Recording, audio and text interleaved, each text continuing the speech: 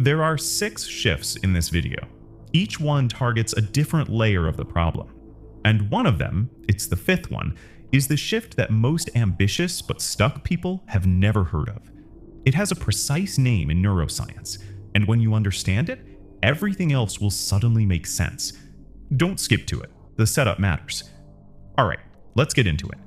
Here's what's actually happening inside the brain of an ambitious person who can't move. Your brain is not broken.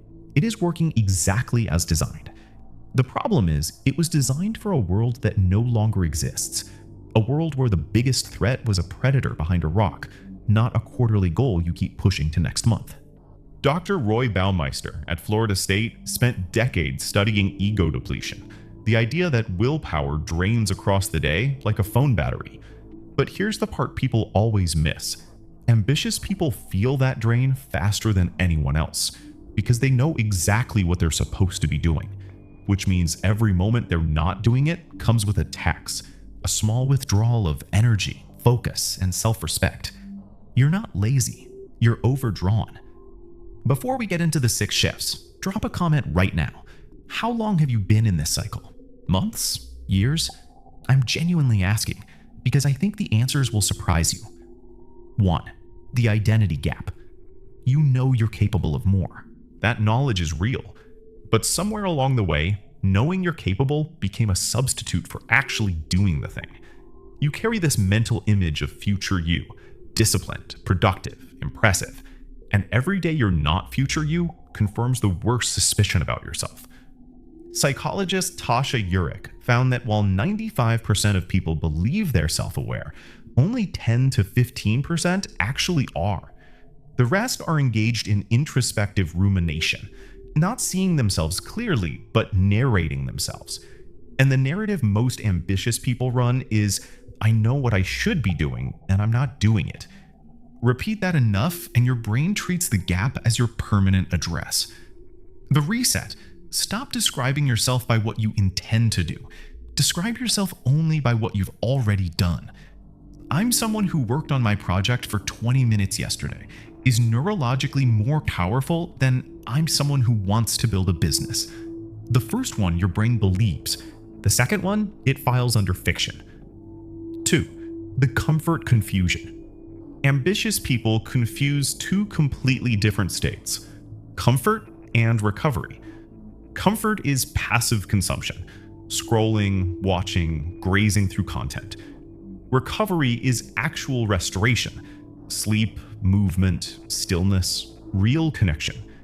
These feel identical in the moment. They don't produce identical results. Matthew Walker at UC Berkeley has shown that the prefrontal cortex, responsible for planning, decisions, and impulse control, is disproportionately damaged by low-quality rest. Comfort consumption doesn't restore it, it just suspends it. You've had a hard day, you sit down to watch 1 episode, 3 episodes later, you feel worse than when you started. That's not a character flaw. That's your brain telling you it didn't get what it actually needed. The reset? Before choosing a comfort activity, ask one question. Is this going to make me feel better in 20 minutes, or just right now? The honest answer will redirect you without willpower. 3. The planning illusion. Planning feels like working. This is perhaps the cruelest trick the ambitious brain plays on itself. You open a notebook, write the goals, break them into steps, color code the steps, and when you close the notebook, you feel a faint but real sense of accomplishment. You got the reward without doing the work. NYU psychologist Gabrielle Oettingen found that positive visualization of a goal without mentally contrasting it with actual obstacles reduces the likelihood of achieving it. Your brain experienced the success in imagination and quietly deprioritized the effort in reality. The reset is called implementation intention. Instead of planning what you want to achieve, plan the when and where of one specific action. Not, I'll work on my project this week. Instead, at 7 p.m. on Tuesday, I will sit at the kitchen table and write 1 paragraph.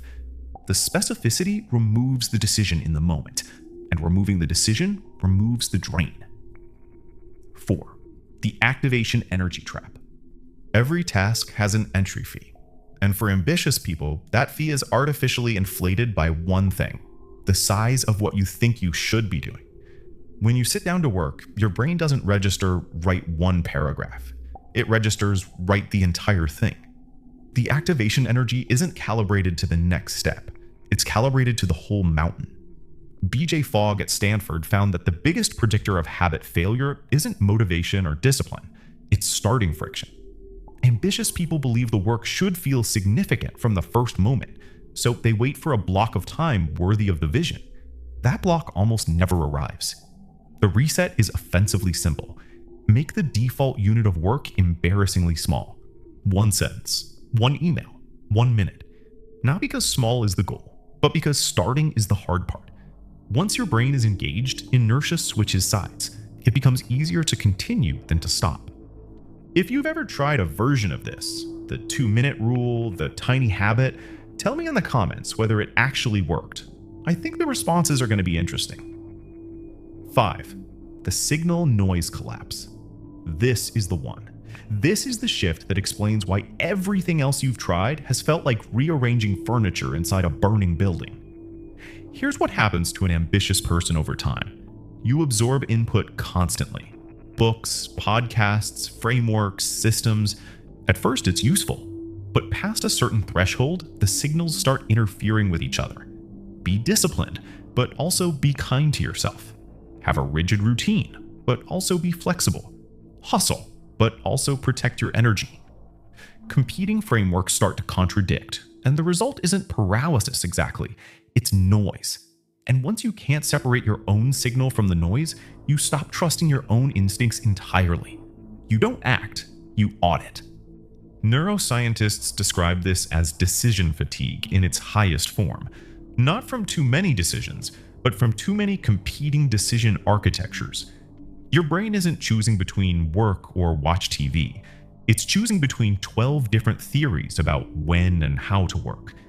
By the time you've processed all of that, it's an hour later and you haven't touched the project. This is what I mean by a wiring problem. You don't lack information. You have too much, and it's tangled. The reset protocol is fundamentally about signal recovery, deliberately reducing the number of active frameworks you're running. Not permanently, but for a defined window, you commit to one operating system, one protocol. Everything else goes into a mental parking lot. Dr. Cal Newport calls this a monastic approach to attention, periods of deliberate exclusion, not because other inputs are wrong, but because scattered effort across 12 systems produces almost nothing. Concentrated effort on one, long enough to see results, builds something the ambitious brain desperately needs, evidence that it can trust itself. In practice, pick one protocol. Not the best one, just one. Apply it for 21 days. During that window, no productivity books, no habit podcasts, no new frameworks. Follow the protocol. Watch what happens. The paradox is that this feels like giving up. It's not. It's the first time in years your signal has had room to breathe. Most ambitious people who are stuck aren't missing a better strategy. They're missing a quiet space to hear themselves think. 6. The compound identity. The last shift has almost nothing to do with productivity. It has everything to do with how you measure yourself. Ambitious people measure themselves against the distance still left to travel, and that measurement is always devastating because the destination never gets closer fast enough. The reset is a decision to measure differently, against where you were 90 days ago, not where you want to be. Because compound growth is invisible until it suddenly isn't. The graph looks flat, flat, flat, and then it doesn't. Most ambitious people quit during the flat part, convinced that flat means broken. You are not the person you were a year ago. The compound identity is already working. You've just been using the wrong instrument to measure it. Here's where I want to leave you. The most ambitious people on the planet are statistically among the most prone to chronic inaction. Not because ambition is a lie, but because ambition, without signal clarity and structural simplicity, becomes its own obstacle. The vision is so large it blocks the door. The reset protocol is not about doing more. It's about doing one thing clearly, with enough consistency that your brain builds a new identity around it. Not future you, just slightly different from yesterday you, which, it turns out, is enough. You've been carrying the weight of everything you haven't done yet. Put it down. Pick up one thing. Start there. If this landed, you know what to do. Subscribe if you want more of this kind of thinking. See you in the next one.